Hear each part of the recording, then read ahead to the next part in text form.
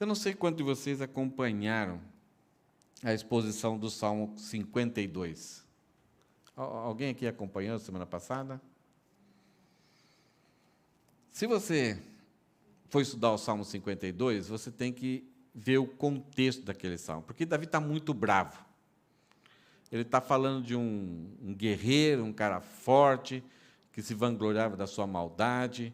E a história é a seguinte, está lá no capítulo, em 1 Samuel, capítulo 21 e 22, nós temos Davi, Aimeleque, Doeg, Saul, que envolve-se naquela situação. Saul está perseguindo, o rei de Israel está perseguindo Davi, tem ciúmes de Davi. Davi, num primeiro momento, agradou muito Saul, porque trazia vitórias, era um jovem que percebeu, nesse tempo que Davi esteve com Saul, ele percebeu como tudo funcionava no reino. Deus queria Davi no futuro como rei. Então, Davi aprendeu gratuitamente como era a vida, como era a política ali dentro do palácio. Por que Davi chegou, então, a ajudar Saul? Porque uma vez, quando o exército de Israel estava para guerrear contra os filisteus, eles estavam acovardados. Aí os filisteus tiveram uma ideia.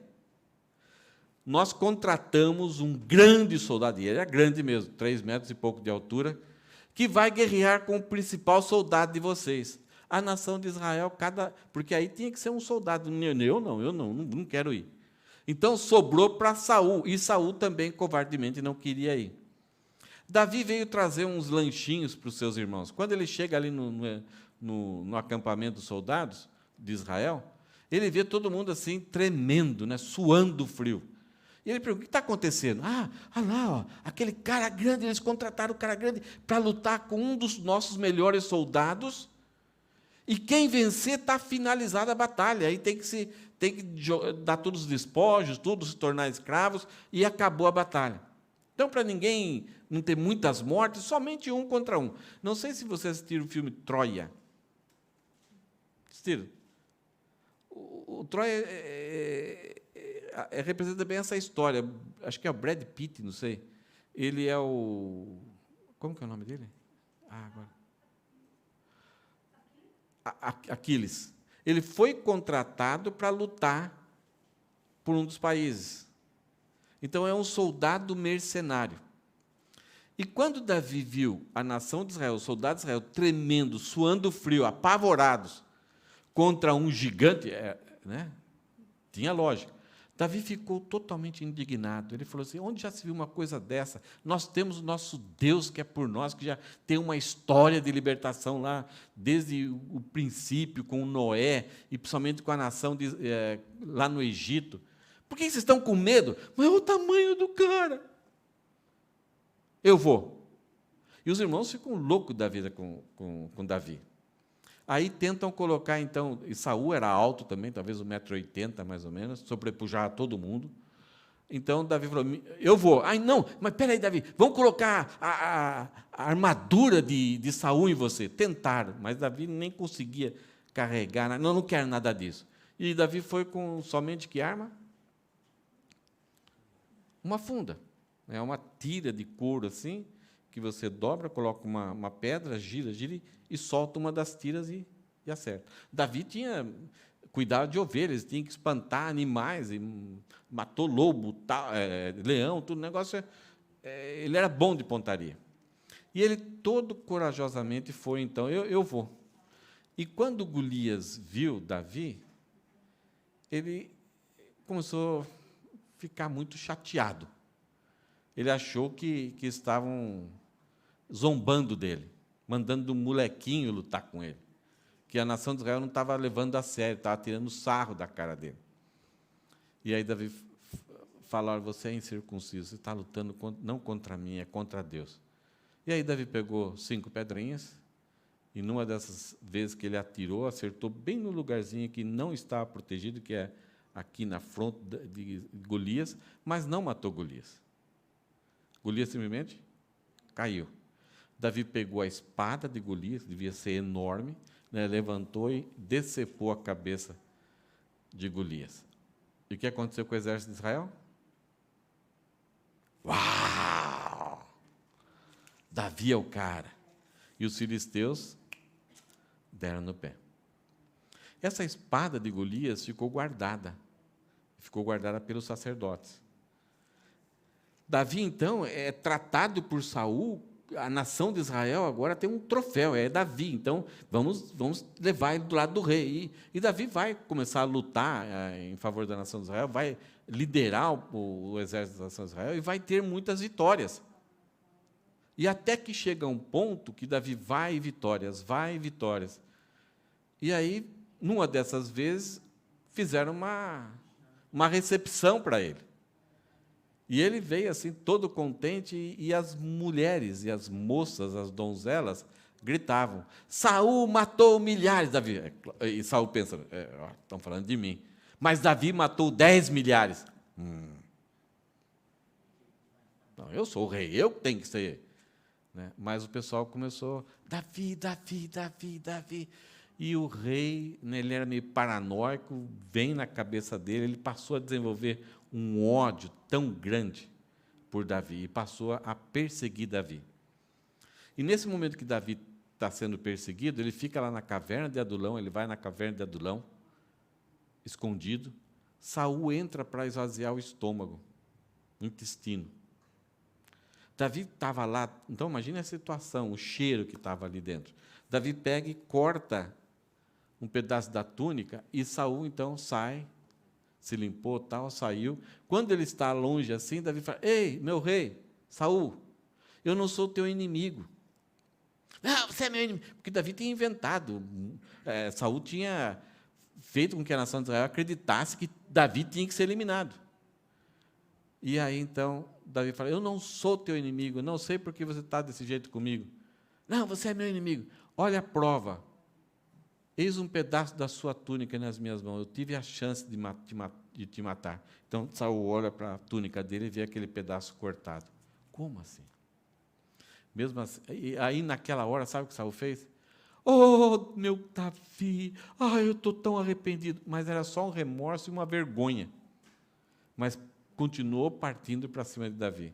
Depois de um tempo, Davi sai daquela região, um profeta manda: Olha, vai para tal lugar, para a terra de Judá.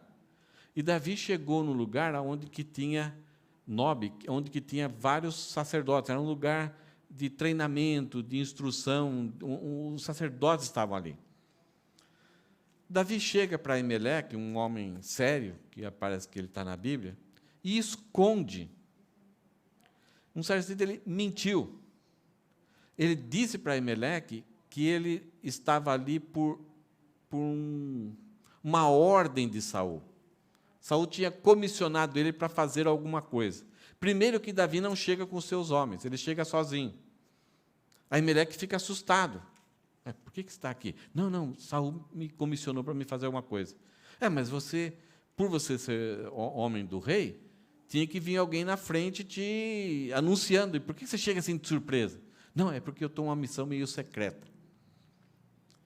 E aí Davi falou: Olha, eu preciso de comida e eu preciso de arma. Olha, não temos arma aqui. A única arma que temos, que é a lembrança que Deus deu a vitória para nós, é a espada de Golias. Então me dá. E ela está até enrolada num pano lá que os sacerdotes usavam. Ali, bem no lugarzinho lá, tinha Doeg, um benjamita. Não é benjamita, não. Um edomita, descendente de Esaú. Ele ouviu aquilo lá. Ele era um dos pastores de Saul. Ele ouviu. Saul está perseguindo. Davi enganou aí e tal. Né? E Emelec ajudou Davi pensando que estaria ajudando Saul. Num certo momento depois, Saul está todo chateado, assim, está debaixo de uma arvorezinha, bem frondosa, na sombrinha, está com a lança, sentado num lugar lá, está com a lança na mão, e todo aborrecido, e começa a resmungar para os soldados, xingar os soldados. Saul era cruel, até com seus parceiros, seus súditos. Vocês não me avisaram que o meu filho Jonas se aliou a Davi. Vocês estavam a favor dessa conspiração, dessa aquela tal, né? E aí Doeg percebeu esse mau humor do rei, se aproximou. Olha, eu tenho uma informação. Davi foi lá para Emelec. E Emelec entregou a espada de Golias para Davi. Em outras palavras, Doeg omitiu, quer dizer, ele contou uma verdade pela metade, dando a ideia que Aimeleque também estava conspirando contra o rei. Então, Saul mandou chamar Aimeleque, perguntou, Aimeleque falou o que tinha acontecido, mas não adiantou, tentou persuadir Saul para não continuar essa perseguição, essa loucura, mas não adiantou. E aí, então, Saul mandou os soldados matarem Aimeleque, a sua família e todos os sacerdotes e suas famílias. Sabe o que os soldados fizeram? Não, não vamos fazer isso. Soldados desobedeceram a ordem do seu rei. Aí, então, Saul fala assim, Doeg, você que anunciou essa história, vai lá e mata. Sim, senhor. E ele foi e matou Aimeleque, a sua família, os sacerdotes, a família dos sacerdotes, crianças e até bebês. E, além disso, os animais, que Saul nem tinha falado.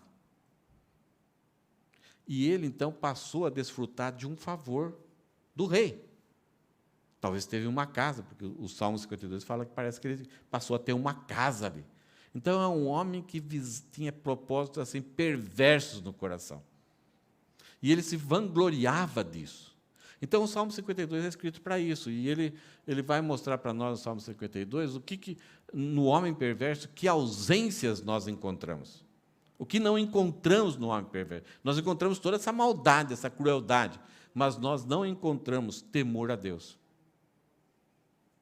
Nós não encontramos afeição natural, aquilo que os animais cuidam dos outros.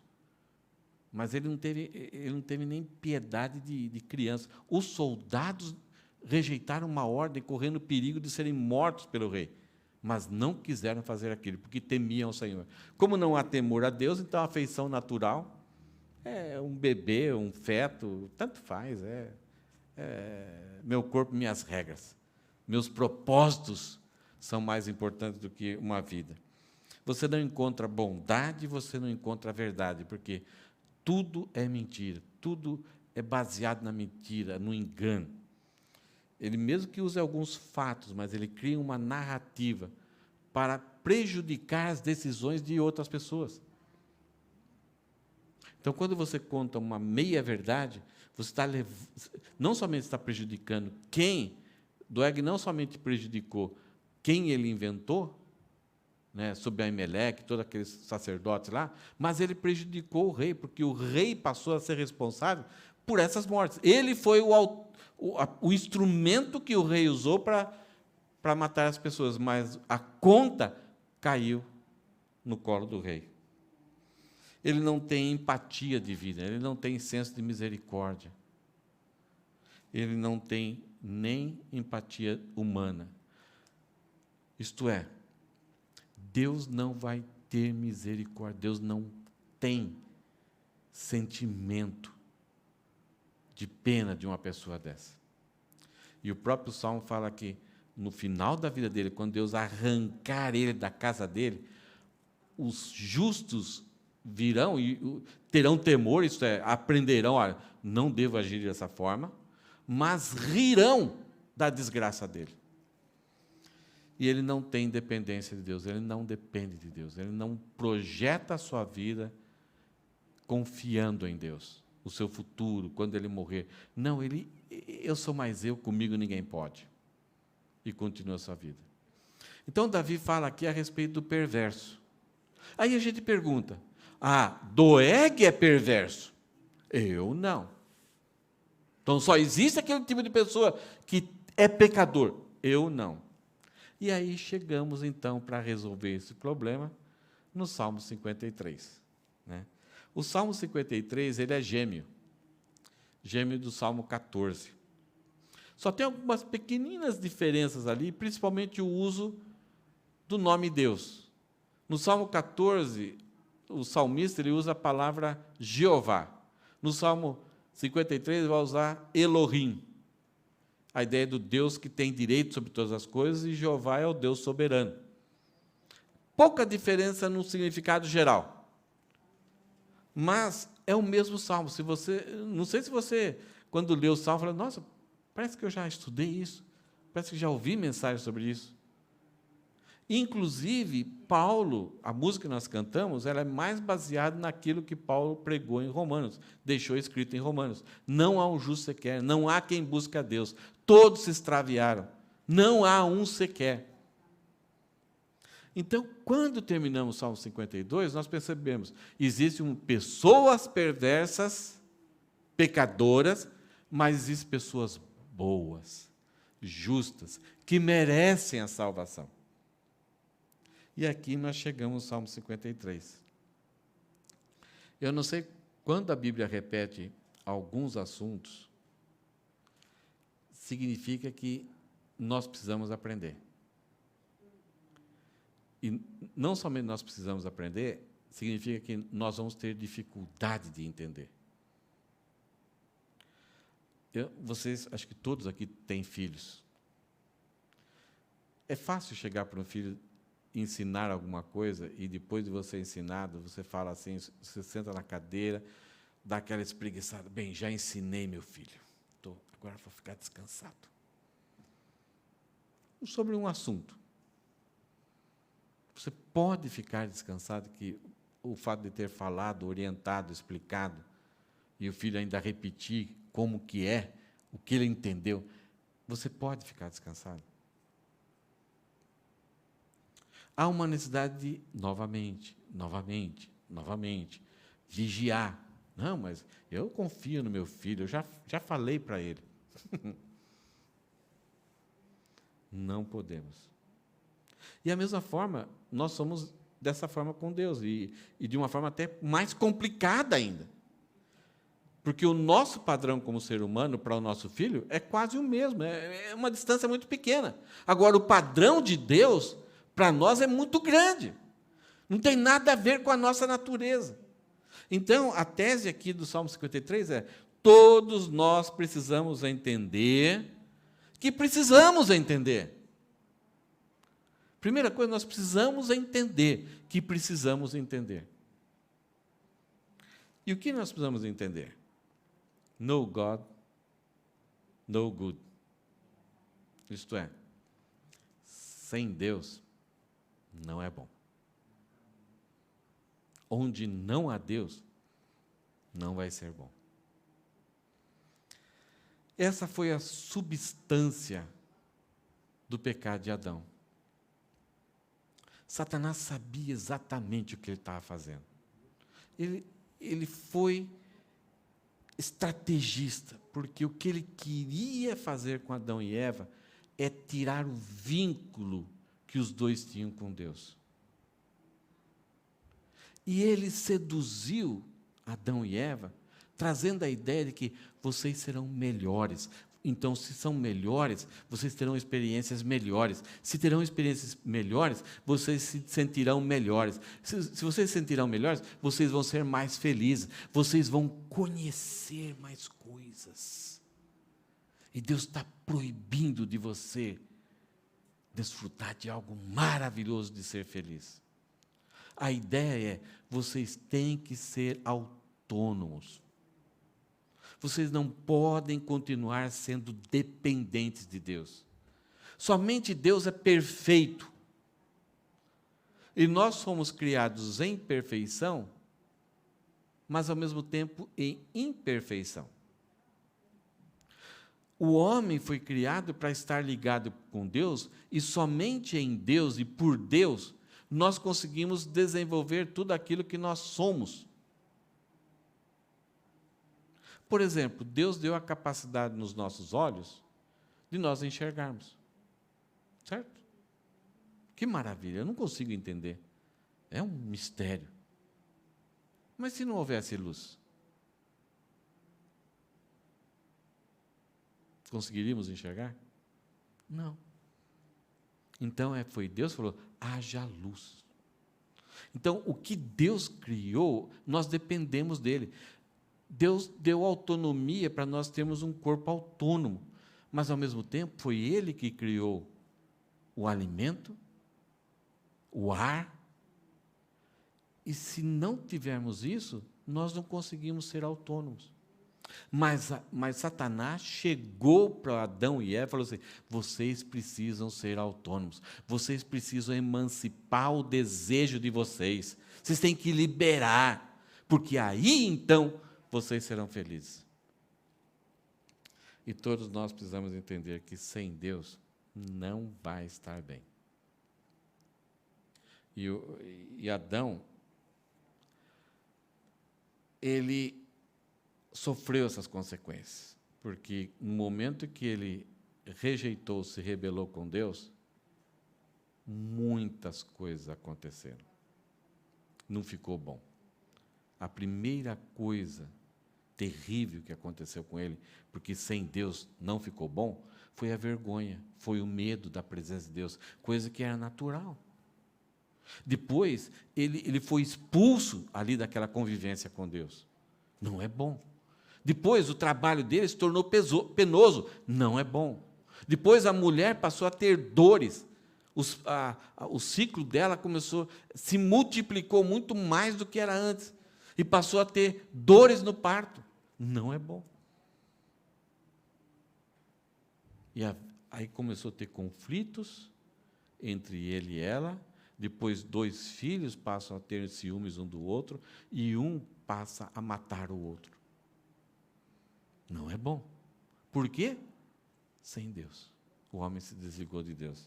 Então, vamos ver aqui o que esse salmo fala, os problemas que acontecem quando o homem diz e quer viver sem Deus e passa a viver uma vida que não é boa.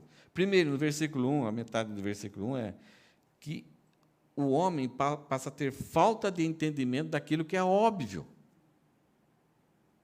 Tem um filme, acho que é O Poço, tem um velhinho lá num andar lá, ele fala não sei quantas vezes, óbvio, óbvio, óbvio, óbvio. Você fica, nossa, estranho. O que é óbvio? Óbvio é óbvio. Isso é. Quando alguém fala alguma coisa para você, você fala, mas o cara estava correndo a 180 quilômetros e capotou o carro. Óbvio. É natural. É aquilo que se espera. É aquilo que pode acontecer naturalmente. É óbvio. O cara está dirigindo embriagado, a polícia parou, o cara foi preso, foi deportado. Óbvio. É o que vai acontecer. Se não acontecer, pois esse cara é de sorte, esse cara conseguiu escapar de uma freia. Mas o óbvio é isso. E uma das coisas terríveis para o homem é que o homem diz no seu coração que não há Deus. Então, ele tem falta de entendimento do óbvio. O Davi falou que os céus anunciam a obra das mãos de Deus. Paulo fala que tudo aquilo que se pode conhecer está revelado na natureza. É óbvio.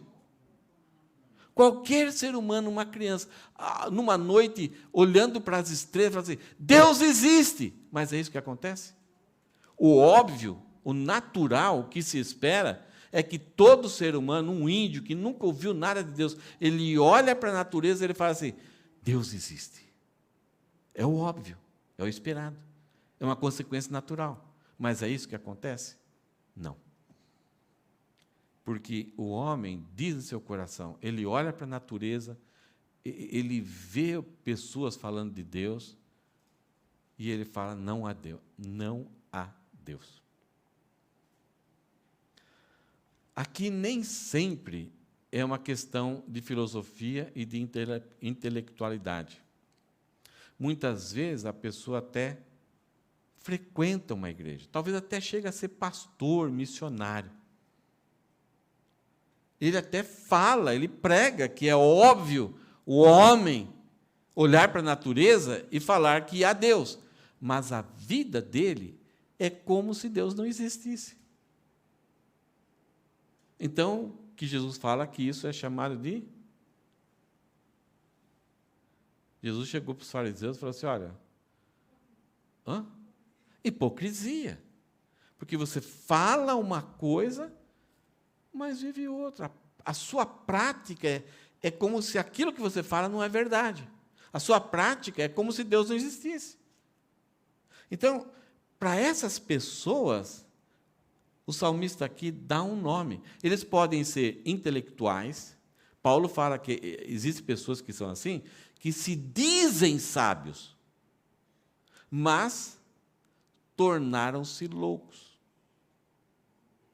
E o salmista já começa dizendo que uma pessoa, não importa a educação formal que ela tem, não importa o cargo, a postura, a hierarquia que ela tem, a riqueza, a experiência, a fortuna que ela tem, uma pessoa que vive ou afirma que Deus não existe, que isso é o óbvio, é uma pessoa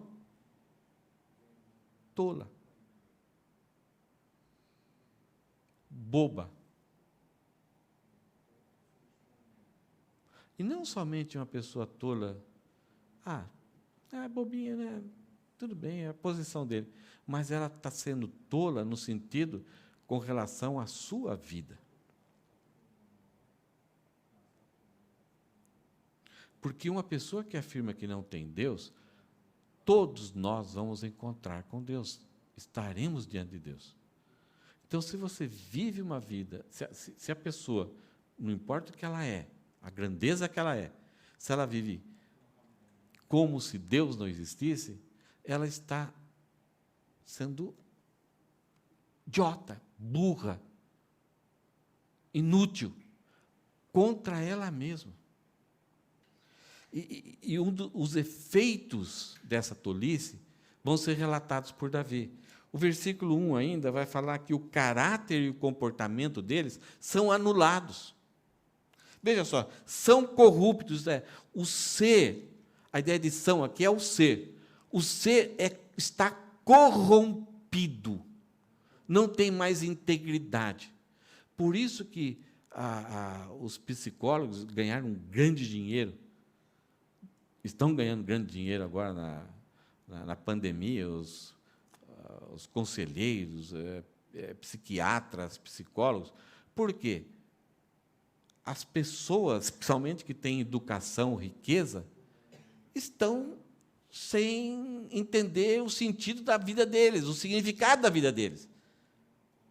Porque a pandemia colocou em xeque a existência deles. Estão gastando fortunas, uma hora mais ou menos é R$500, R$1.000, para bater um papozinho ali, para acalmar esse senso que tem. Por quê? O ser está corrompido, a mente está corrompida, os pensamentos, o coração, os valores, a ideia, o significado, a segurança, os propósitos da vida, tudo está corrompido. Então, tem uma vontade de fazer aqui, mas não tem integridade. Tem uma vontade, não tem integridade mais, está corrompido. E não somente está corrompido, mas, por estar corrompido, praticam o mal. Querem buscar a felicidade, querem ter o significado da sua vida, então acham na prática do mal diante de Deus, pode ser que até diante dos homens, seja uma esperteza, seja um negócio legal. Porque nem sempre o mal, ele traz sensações ruins. Normalmente o mal traz sensações gostosas, boas, temporárias. É um senso temporário de satisfação. É aquela ideia, a propaganda trabalha muito com isso. Você vai ser feliz quando você tiver uma Ferrari. Então, compra a Ferrari, agora eu sou feliz. Tem um jogador, Hydra, ele era muito pobre na sua infância. Ele tem coleções de carros. Ele está ganhando muito dinheiro com isso. Parece que ele deve ter investido, acho que, 3, 4 milhões, e hoje a quantidade dos carros dele chega a 18 milhões. Quer dizer, ganhou.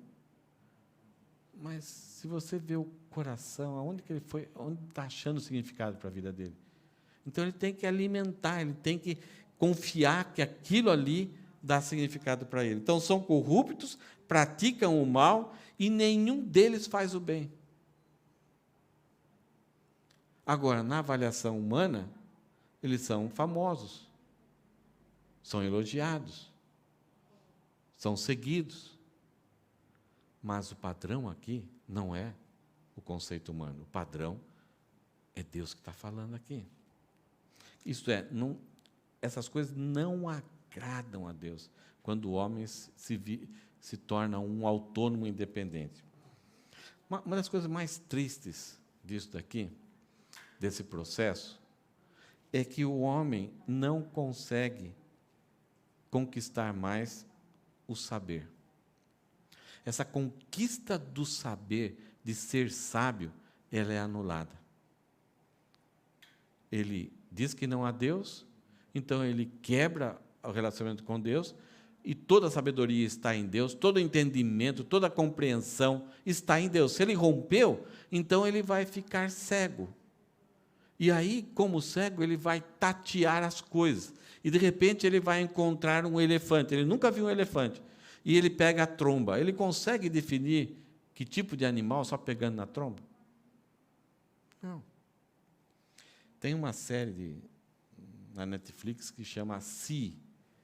Isto é, a humanidade passou por uma pandemia e todos ficaram cegos. E eles conseguem seguir a vida daquilo lá.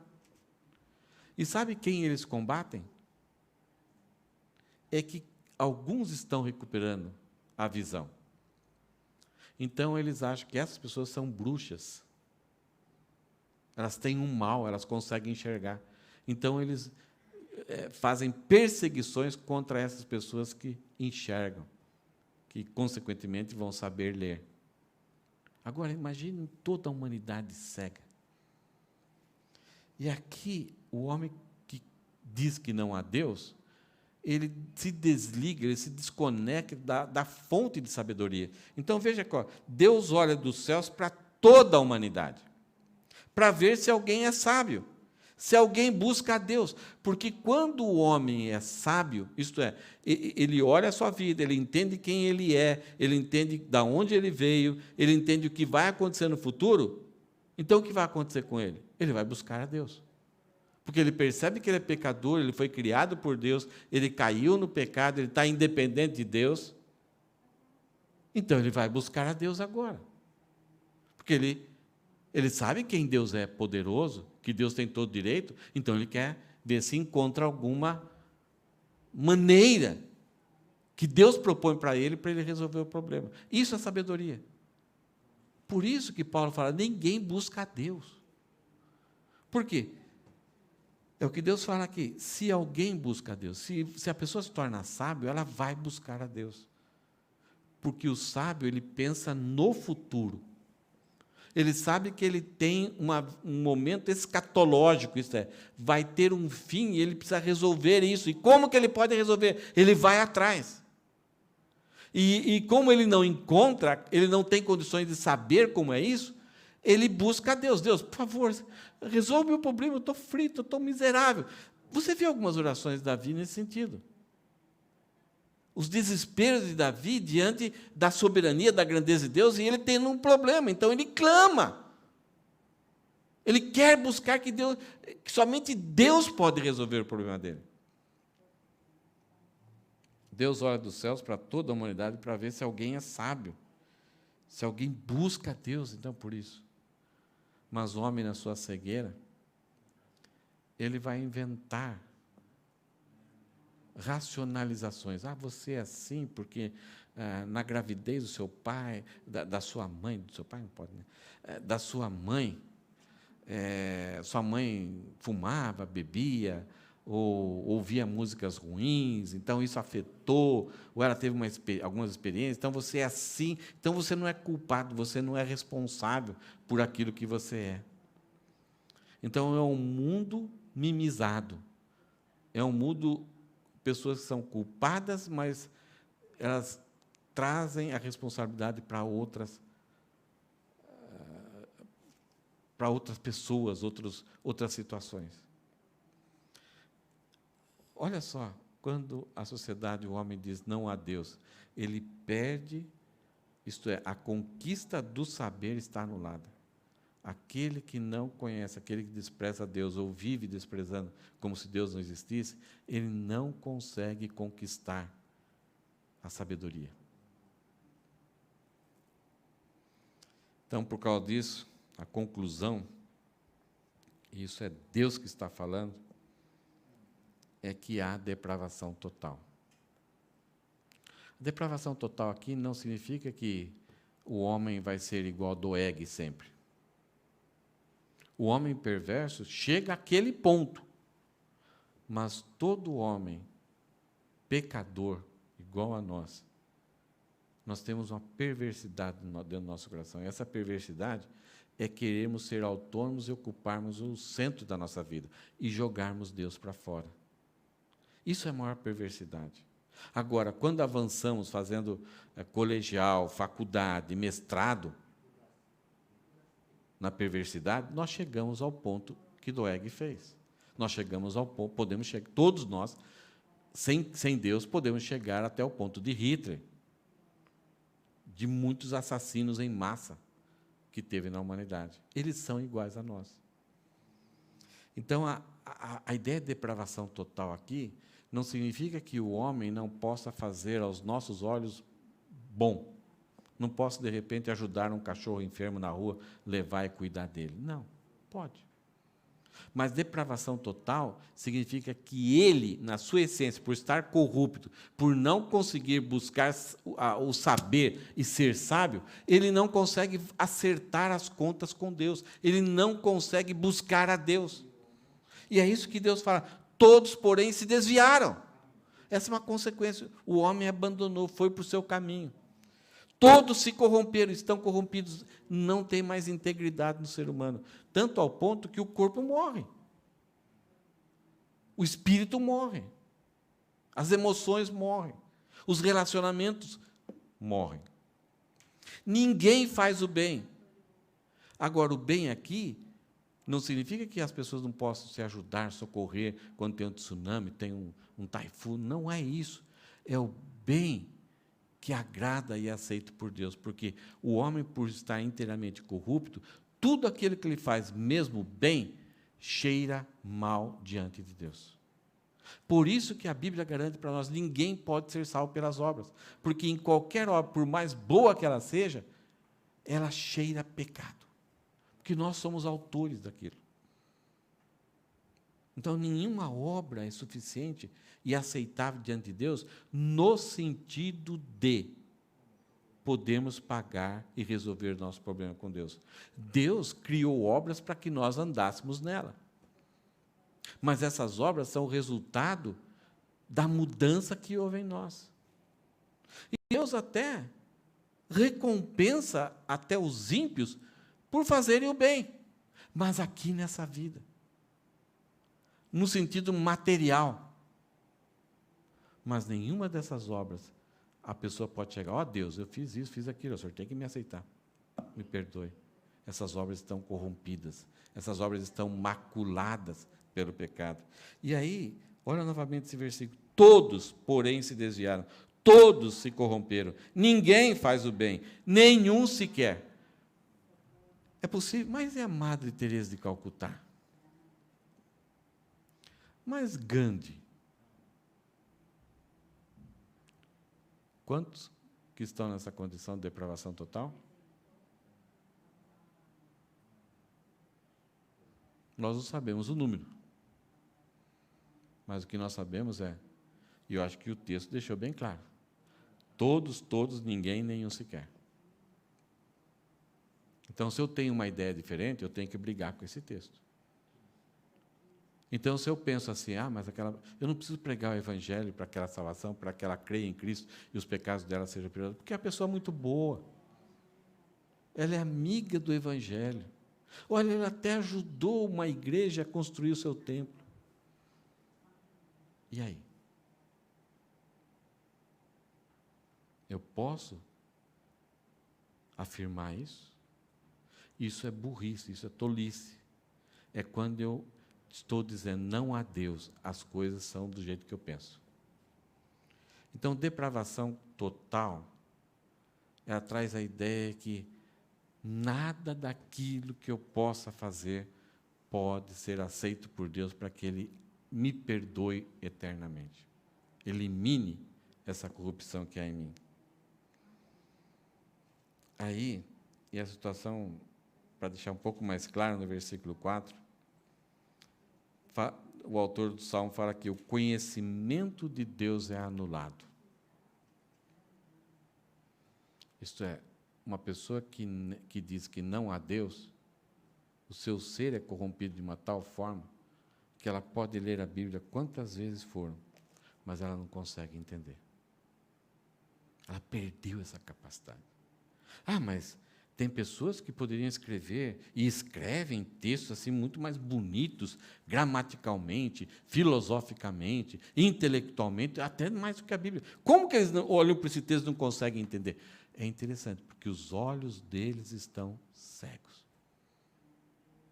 Não é que tem um sentido espiritual que você tem que ter tem pessoas que falam que a Bíblia, assim, você lê o texto, mas tem uma mensagem oculta que somente alguns podem entender. A Bíblia não é assim.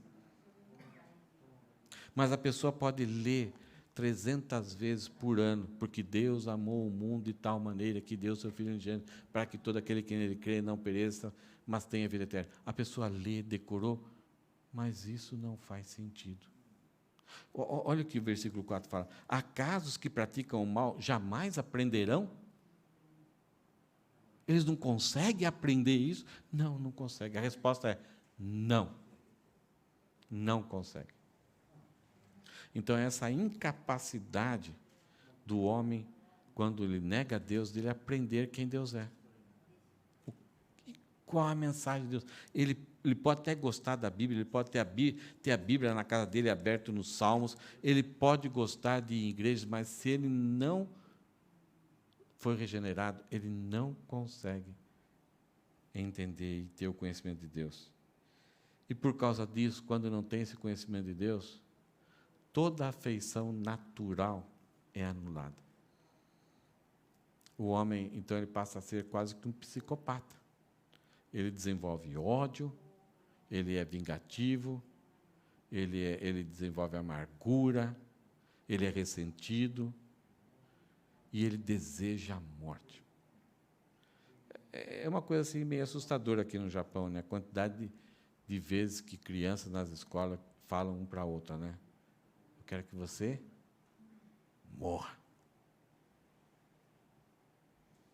Isto é, quando o ser da mesma espécie, mesma natureza, não protege, mas deseja o mal. Olha só o que o salmista fala. Porque eles não conseguem, jamais aprenderão, então, por causa disso, eles devoram o meu povo como se fosse pão. E nem pensam em orar a Deus. Então, eles fazem tanto mal para o povo de Deus, perseguem o povo de Deus, matam. E a história tem muitos exemplos. O que aconteceu com a igreja, o que aconteceu com a perseguição com os judeus. Existe um prazer em todas as nações em perseguir e destruir. Está cravado na mente de todas as nações, de todos os povos, de destruir os judeus. E eles fazem isso como se fosse comer um pedaço de pão no café da manhã. Você sente culpa quando você come um pão assim, né? Eu, de vez em quando, sinto. Vocês sabem por quê, né? Esqueci. Prometi para mim mesmo que não ia mais comer pão. E lá foi. Mas eles não têm nenhum sentimento. E fazem com prazer. E como Doeg se vangloriava, eu matei do sacerdote, caiu, pam. Davi fala, por que você, grande guerreiro, né? Por que você conta a vantagem dos seus crimes? E é isso. Não importa se é criança, se é recém-nascido, ou se ainda é um feto na barriga, ou se é um idoso, se é mãe com filho no colo, não importa. Eles fazem, o homem perverso que nega a Deus, ele chega ao ponto de fazer perversidades como se fosse comer um pedaço de pão. Isto é, num certo sentido, até com prazer. Achando que é uma necessidade para ele. E nem pensam em orar a Deus, nem agradecem a Deus por aquilo que estão fazendo. Ou nunca voltam-se para Deus para buscar a vontade de Deus. A oração é todo dia você chegar, Deus, olha, me ajuda aqui, se tem alguma coisa nova que vai aparecer diante de mim, me ajuda a eu ter sabedoria. Isso é essa dependência. O homem que nega a Deus, Deus não existe para ele, então ele não vai orar, não vai se comunicar. Alguns acham que Davi está falando de um grupo particular nesse versículo.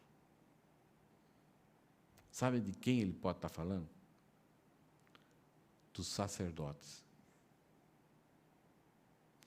Que sabiam, tinham conhecimento, mas viviam na prática como se Deus não existisse, e o interesse deles era devorar o povo.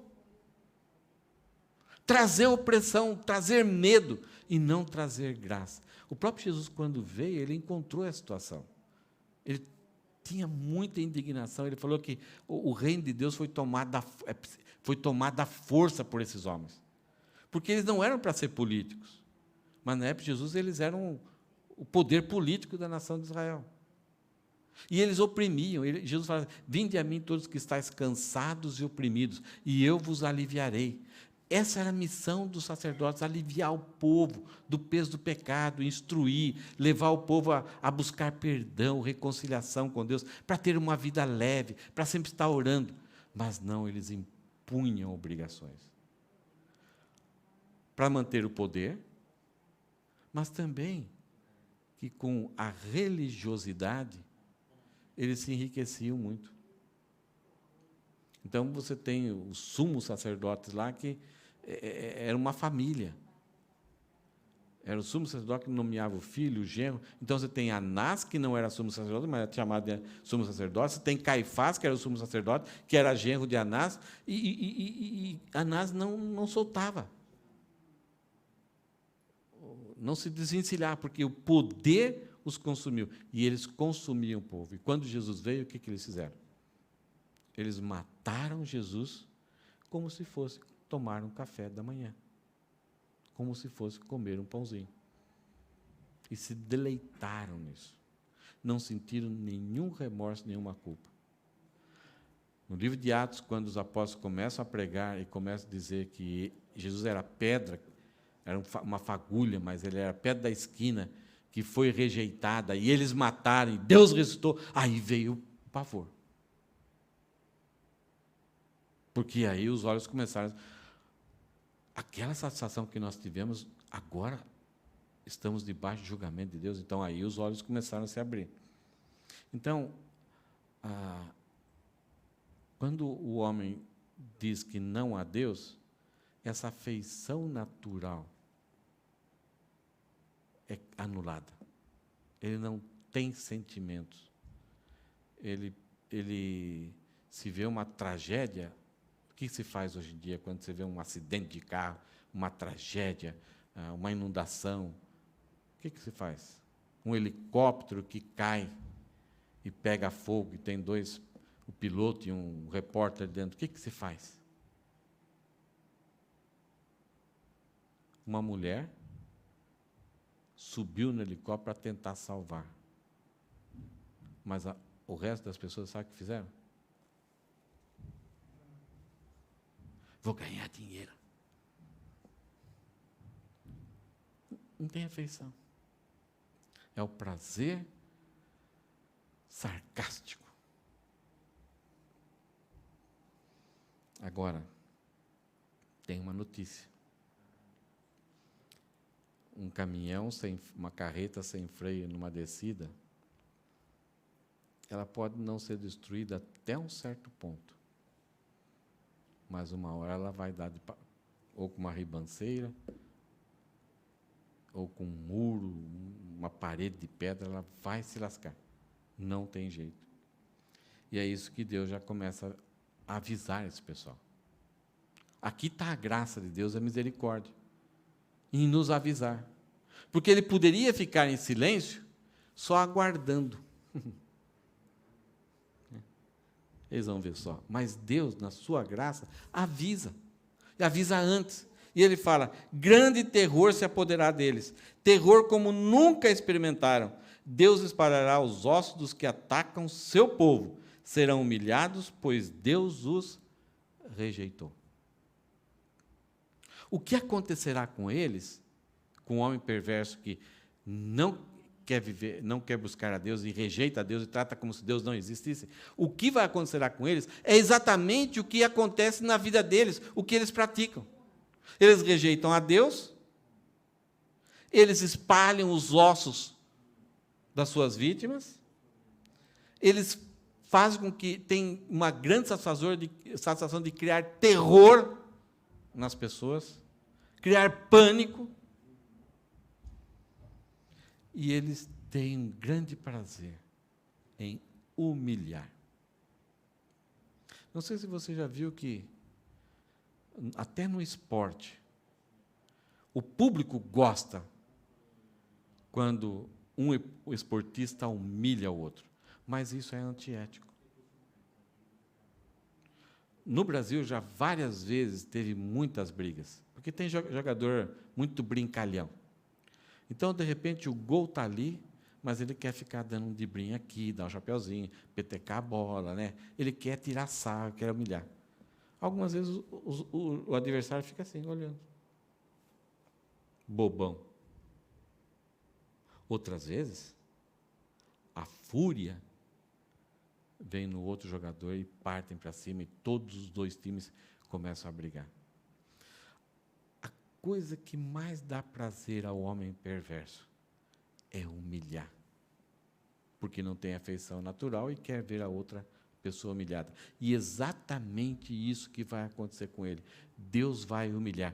E sabe como que será essa humilhação? Uma delas, mas é a principal, é aquilo que Jesus Cristo fala. Os apóstolos falaram. Quando Deus encerrar a história, julgará a humanidade, tem um texto que fala assim: todo joelho se dobrará e confessará Jesus Cristo como Senhor. E eu e você vamos estar nesse momento. E sabe o que nós vamos fazer? Vamos se ajoelhar. E nós vamos confessar a Jesus como Senhor. Mas qual é o sentimento que vai estar no nosso coração? Lágrimas vão correr nos nossos olhos. Mas é uma alegria, vai ser uma alegria. Vai ser uma vontade de sair correndo, dar um abraço em Jesus por causa da sua graça, da sua misericórdia, da sua bondade, da sua justiça, da sua verdade, do seu amor. E nós vamos confessar: Jesus Cristo é o Senhor. Mas esses mesmos homens que estão alguns minutos depois serão lançados no inferno, também vão se ajoelhar. Também vão falar em alta voz: Jesus Cristo é Senhor. Que humilhação. Agora, o terror que está para aguardar eles, qual que será?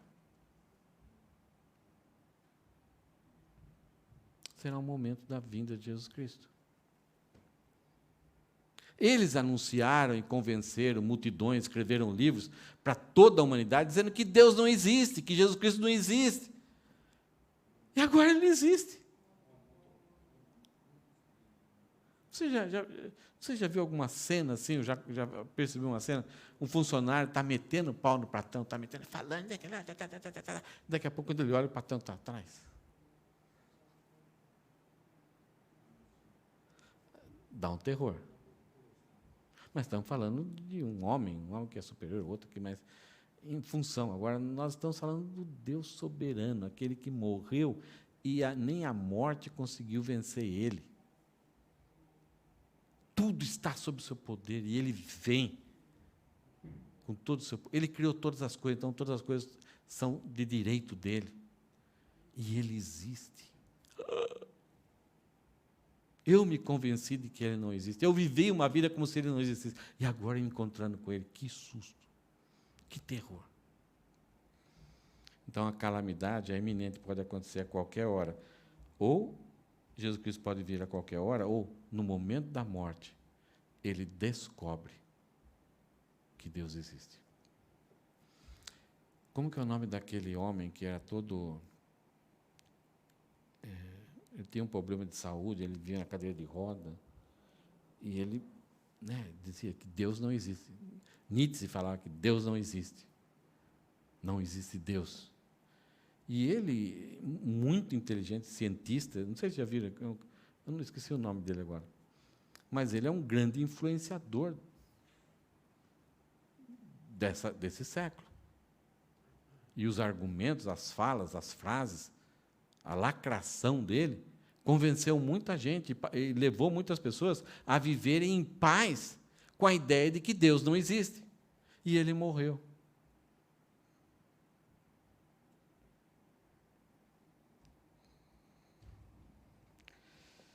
Olha aqui, a graça e a promessa de Deus aqui.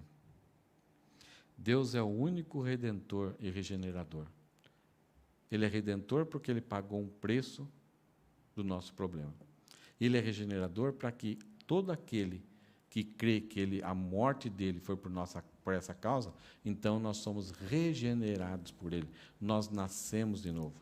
Então, por isso que nesse salmo tem 3 vezes Deus falando seu povo, seu povo, seu povo. Agora, se todos são perversos, por que o povo de Deus será salvo, será socorrido, será abençoado? Então, nem todos são perversos. Aquele versículo 3 não é verdadeiro. Não. É que o povo de Deus foi redimido e regenerado. Esses perversos foram convencidos pelo Espírito Santo de que são perversos, reconheceram, se arrependeram e creram. E Deus mudou a sorte. E hoje, Deus é mais real do que esse púlpito aqui para nós. Porque essas coisas podem se destruir, não são duradouras. Mas Deus é imutável. Deus é para sempre. Ele está em todo lugar. Ele tem consciência de tudo. E Ele pode tudo. Ele só não pode uma coisa. Deus não pode ver um outro Salvador que não seja Jesus Cristo. Não. Isso não existe. E olha só, então, esse versículo 6. Quem virá do monte Sião para salvar Israel? É interessante que esse salmo tem algumas perguntas, já perceberam? E ele não responde. E a pergunta aqui, o salmista vai... Quem? Então Deus já começa a instigar o povo do Antigo Testamento e eles não têm essa revelação que nós temos. Quem virá do monte Sião para salvar Israel? A resposta é Jesus Cristo. Quando Deus restaurar o seu povo, Jacó dará gritos de alegria e Israel exultará. É muito interessante como termina esse salmo. Por que o homem, que Deus chama de tolo, ele diz no seu coração que não há Deus? Qual a intenção? Por que o homem chega a esse ponto? Por que ele quer? Lembrando lá de Adão, o que levou ele a dizer, eu posso viver uma vida sem Deus? Foi a busca da felicidade. Foi a busca de, tem algo aí prometido para mim. Eu não preciso de Deus. Eu sou suficiente em mim mesmo. E ele e sem Deus, nada bom. E por causa disso, o homem colheu todos esses desastres, todos esses problemas, está colhendo ainda. E desde Adão até hoje vai terminar mais para frente. Um vírus invisível, a olho, até microscópico, que quase não consegue enxergar, ele destrói o nosso corpo. Existe grandeza em nós?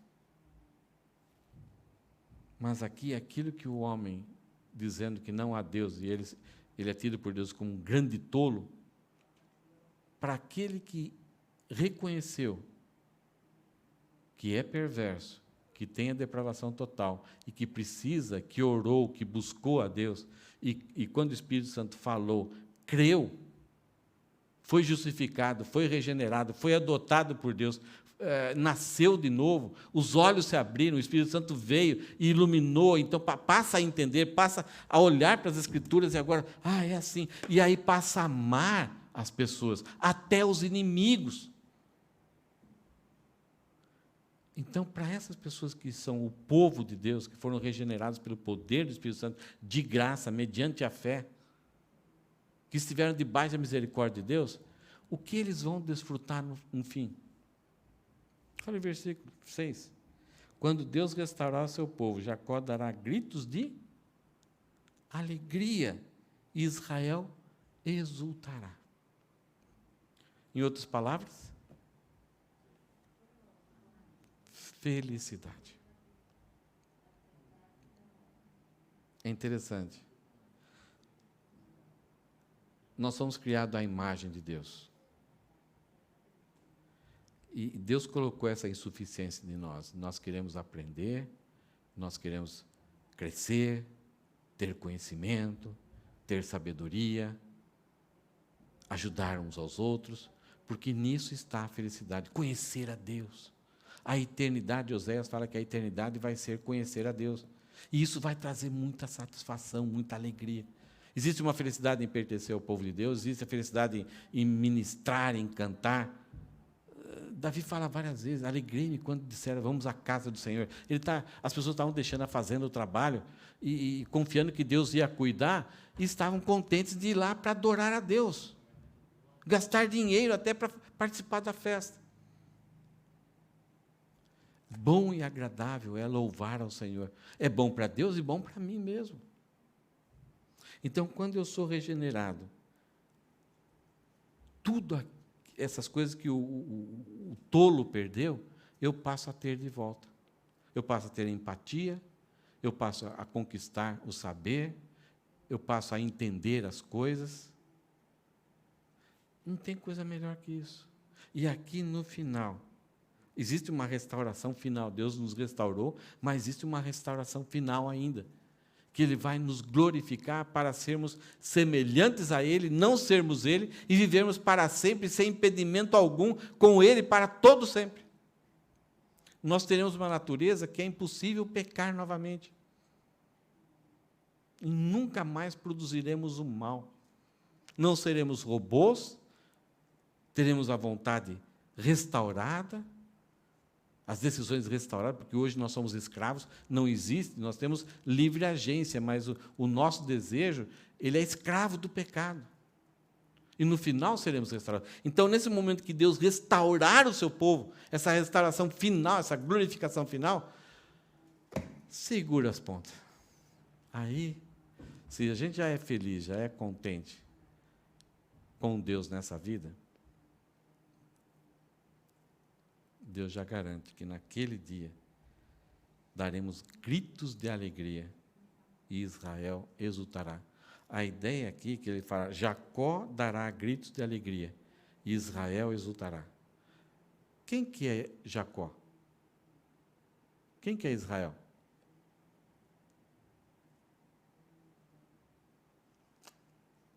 Quem que é Israel? Israel é Jacó. Jacó é irmão de Saul, teve um encontro com Deus, que ele estava fugindo de Saul, lutou a noite toda com Deus, Deus deu um beliscão aqui na coxa dele, ele passou a mancar. Aí Deus percebeu que a ficha corrida de Jacó estava muito negativa, falou assim, vamos mudar o nome aí, porque com esse nome aí... E Deus mudou o nome de Jacó para Israel. Mas quando, várias vezes, nos Salmos é usado isso, Jacó acontecerá isso, e com Israel acontecerá aquilo. A ideia aqui é que nós não seremos só felizes individualmente. Jacó traz a ideia do indivíduo, do Filho de Deus, de cada um de nós na sua individualidade, na nossa diferença um do outro. Então, Deus traz uma alegria individual para nós. Na nossa existência, na nossa experiência, nas nossas crises, Deus trabalha individualmente com cada um de nós e personalizadamente cada um de nós. A Jenny tem 2 filhos, dá para tratar os 2 da mesma forma? Não. É diferença de idade, diferença de visão, de preferências, de intelectualidade. Deus trabalha, quando Ele fala Jacó, o indivíduo, cada pessoa vai se alegrar. Mas, ao mesmo tempo, o povo de Deus é formado por um grupo, uma família. E todo grupo também vai se alegrar. É a mesma coisa que a gente tem com a experiência. Cada um de nós aqui estamos louvando a Deus quando cantamos. Deus, Ele quer essa reunião em grupo. Há algumas ideias dizendo que, não, eu adoro a Deus no meu cantinho, na minha casa. Sim, isso é necessário, é verdadeiro. Mas Deus instituiu também a reunião pública, grupo. E essa é a celebração principal. Deus comissionava a nação de Israel para vários momentos estar em grupo. E toda pessoa que não considerava a vida em coletividade era repreendida por Deus. O livro de Hebreus fala, não abandoneis o seu ajuntamento. Então, o que Deus está falando aqui, quando Deus restaurar o seu povo, individual e coletivo, o individual dará gritos de alegria, e Israel exultará. Então, é como se toda a nação, aquele povão exultante. O livro de Apocalipse mostra, muitas vezes, milhares e milhares de pessoas louvando, como voz de muitas águas. Quer dizer, Deus ama quando o seu povo se reúne. Ele conhece o coração de cada indivíduo, ele trata, ele cuida individualmente, conhece cada fio do nosso cabelo, quando temos. Mas também ele trabalha com o coletivo.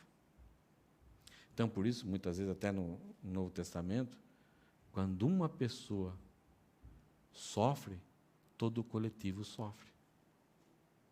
Quando uma pessoa complica a sua vida, o coletivo também pode sofrer. Só para a gente refletir, então. O ser humano, aqui é um pouco de recapitulação que a gente viu, né? Vocês não vou nem explicar muito. O ser humano, o homem, na sua busca por felicidade e realização, cometeu um terrível engano. Ele foi enganado e o coração dele o enganou. Qual foi o engano? Ele achou que a felicidade está em algumas coisas. A felicidade está na autonomia do ser. Isto é, se eu for independente, se eu for autônomo, eu tenho em mim mesmo tudo aquilo que eu necessito para ser feliz, ser bem. E no versículo 1, Deus falou que quem pensa assim é tolo. Parece que é sábio. Agora ele é independente, ele é autônomo. Isso é, ele em si só. Mas ele está sendo um tolo. Achar que a felicidade está na independência da pessoa. Não preciso de mais ninguém, nem de corpo, de grupo, coletivo. Eu consigo por mim mesmo. Eu sou mais eu, comigo ninguém pode. Achar que a felicidade está na emancipação do desejo. Isto é, eu não vou reprimir mais o meu desejo. Eu vou deixar meu desejo ser adulto e ele decidir o meu norte, a minha direção, a minha vida. Liberei geral, porque aí eu vou ser feliz. Achar que a felicidade está no abandonar a Deus. Deus é muito castrador, ele é muito proibitivo, ele não deixa eu ser feliz, eu não tenho liberdade, eu tenho que orar, eu tenho que ir lá na igreja, eu tenho que participar, ler a Bíblia, eu tenho que... Sabe, eu tenho muitas... Não, eu quero ser livre. Então, eu vou abandonar ele.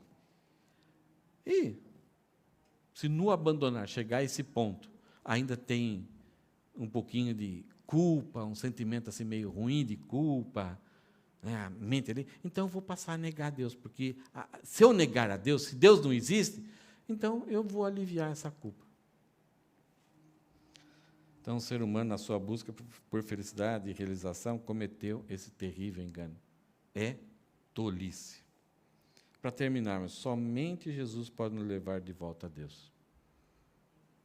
Então, se nós abandonamos, chegando até o ponto de negar a Deus, somente Jesus, nem nós conseguimos, porque nós não temos capacidade para buscar sabedoria, para orar, para entender quem Deus é. Então, somente Jesus Cristo pode nos trazer de volta. Ele falou, eu sou o caminho, a verdade e a vida. Somente Ele pode. A situação do homem é trágica. Por isso que no versículo 3, todos se extraviaram, não há um sequer. Por isso que Deus salvou a igreja, colocou no mundo, para nós termos essa missão de levar esse entendimento aos homens. A remoção dos males do nosso coração, que tudo está anulado, a remoção dessas anulações acontecerá quando a plenitude de Deus habitar em nós. E a plenitude já habita. O Espírito Santo não foi dado em partes. Ele foi dado por inteiro. O que pode acontecer é que, em alguns momentos, nós anulamos a atuação da pessoa do Espírito Santo que está em nós. E, em alguns momentos, nós podemos ter uma devoção tão grande que a atuação do Espírito Santo é completa em nós. Então, isso que chama plenitude. Mas eu não recebo porção dobrada ou triplicada do Espírito Santo. Não, é um ser completo que existe dentro de mim. Eu posso receber uma porção dobrada, talvez, do ministério, de alguma atuação do Espírito Santo na minha vida. E é o que aconteceu com Elias e Eliseu. Elias fez 7 milagres, Eliseu fez 14. Ele recebeu uma porção dobrada da ação do Espírito Santo na vida dele. Mas o mesmo Espírito estava em Elias, o mesmo Espírito estava em Eliseu. E o mesmo Espírito hoje habita plenamente nas nossas vidas. Então, a remoção dos males do nosso coração acontecerá quando a plenitude de Deus habitar em nós, em nossa santificação e glorificação. Então, hoje nós podemos já ter poder sobre o poder do pecado na nossa vida, e um dia nós seremos glorificados, onde a presença do pecado será removida da nossa vida, e habitaremos com Ele para sempre. E lá não teremos ninguém que vai chegar à seguinte ideia: não há Deus. Hoje, apesar do óbvio, muitas pessoas dizem, não há Deus. Por isso que é uma grande tolice. Mas lá, nós não vamos nem pensar nessa ideia. Porque até o sol, na eternidade, até o sol, faz o quê? Se envergonha da luz de Deus. Aí será tanta revelação, não tem revelação superior. Amém?